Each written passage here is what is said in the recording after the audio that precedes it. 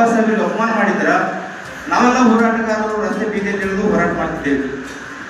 ಈಗ ನಾವು ಡಾಕ್ಟರ್ ಬಾಬಾ ಸಾಹೇಬ್ ಅಂಬೇಡ್ಕರ್ ಅವರ ತತ್ವ ಸಿದ್ಧಾಂತದ ಅಡಿಯಲ್ಲಿ ನಾವು ಹೋರಾಟ ಮಾಡ್ತಾ ಇದ್ದೀವಿ. ಬಾಬಾ ಸಾಹೇಬರು ಇರಲಿಲ್ಲ ಅಂದ್ರೆ ನಾವು ಸಂಘಟನೆ ಮಾಡ್ಕೊಂಡು ಹೋರಾಟ ಮಾಡಕ್ಕೆ ಸಾಧ್ಯ ಆಗ್ತಿದ್ದಿಲ್ಲ.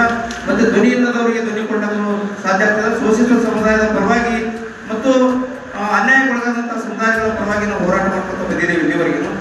ಅಕಸ್ಮಾತ್ ಬೇರೆ ಸವರ್ಣೀಯ ವ್ಯಕ್ತಿ ಗಲಾಟೆ ಮಾಡಿದ ಅಂತಂದ್ರೆ ನಾವಿಲ್ಲಿ ಬಸವನಬಾಗೇವಾಡಿಯಲ್ಲಿ ಇರ್ತಕ್ಕಂಥ ಎಲ್ಲ ಸಂಘಟನೆದವರು ಹೋರಾಟ ಮಾಡ್ತಿದ್ದೇವೆ. ಆದರೂ ಕೂಡ ನಾವು ಪೊಲೀಸ್ ಇಲಾಖೆದವರಿಗೆ ಫೋನ್ ಮಾಡಿ ಹೇಳಿದ್ರು, ಸರ್ ಹಿಂಗಾಗಿದೆ ಸಾಹೇಬ್ರ, ಅದನ್ನೊಂದು ಜರ ತಮ್ಮ ಗಮನದಲ್ಲಿ ಇಟ್ಕೊಂಡು ಸರಿಪಡಿಸ್ತಾರೆ. ಬೇರೆ ಜಿಲ್ಲೆಯಲ್ಲಿ ಇರ್ತಕ್ಕಂಥವ್ರು ಬೇರೆ ತರಹದವರು ಬಂದು ಇಲ್ಲಿ ಪ್ರಚೋದನಕಾರಿಯಾಗಿ ಭಾಷಣ ಮಾಡಲಿ ಅಥವಾ ಏನಾದರೂ ಗಲಭೆಯನ್ನು ಸೃಷ್ಟಿಸುವಂಥ ಕೆಲಸ ಆಗ್ತದ, ಆ ಊರಲ್ಲಿ ಈಗಾಗಲೇ ಠಿಕಾಣಿ ಹೂಡಿದ್ದಾರೆ ಅವರು. ಅಲ್ಲಿ ಏನಾದರೂ ಕಳಂಕ ಆಯ್ತು ಅಂತಂದ್ರೆ ಇಡೀ ತಾಲೂಕಿಗೆ ಕಳಂಕ ಬರ್ತದ. ಅದಕ್ಕೆ ಈಗ ಆಗಬಾರ್ದು ಅಂತೇಳಿ ಸಾಹೇಬರು ಗಮನಿಸ್ತಿದ್ದೀವಿ ಸರ್. ಆ ವ್ಯಕ್ತಿ ಈಗ ಊರಲ್ಲಿ ಇಲ್ಲ.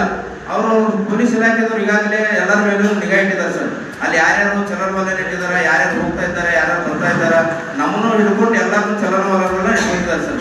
ಆದಷ್ಟು ಬೇಗನೆ ಯಾರೇ ವ್ಯಕ್ತಿ ಆಗಿರಲಿ, ನಾನೇ ಆಗಿರಲಿ, ಇನ್ನೊಬ್ಬನೇ ಆಗಿರಲಿ, ಬಾಬಾ ಸಾಹೇಬ್ ಹೆಸರಿಗೆ ಮತ್ತು ಬಾಬಾ ಸಾಹೇಬ್ ಸರ್ಕಾರಕ್ಕಾಗಿರ್ಬೋದು, ಬಾಬಾ ಸಾಹೇಬ್ ಭಾವಚಿತ್ರಕ್ಕಾಗಿರ್ಬೋದು, ಯಾರೇ ಅಪಮಾನಗೊಳಿಸಿದ್ರು ಅತಿ ತೀವ್ರವಾಗಿ ಅವ್ರ ಮೇಲೆ ಕಾನೂನು ಕ್ರಮ ಜರುಗಿಸ್ರಿ ಅಂತೇಳಿ ಈ ಸಭೆ ಮೂಲಕ ನಾವು ಒತ್ತಾಯ ಮಾಡ್ತಾ ಇದ್ದೀವಿ ಸರ್.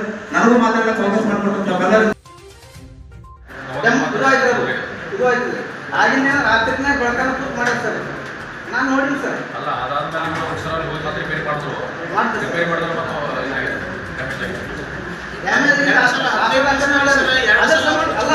ಆ ಸಮಸ್ಯೆ 25-30 ದಿವಸ ಏನೋ ಸಮಸ್ಯೆ